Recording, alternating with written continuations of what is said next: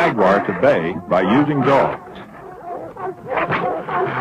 It had been killing cattle, so it was necessary to capture and relocate the animal.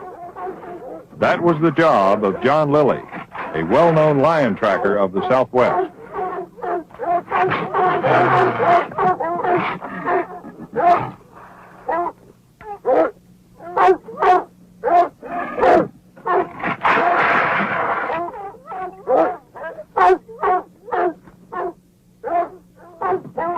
The cat stepped into the noose, and John pulls the rope tight and has the noose in perfect position around the shoulder and chest, not just the neck.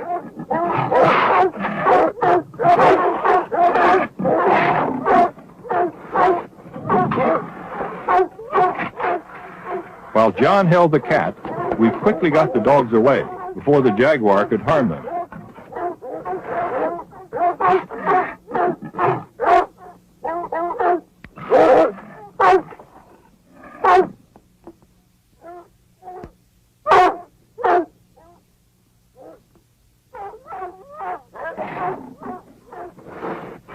Then it became John's job to move the cat to one side in order to get it suspended over the net.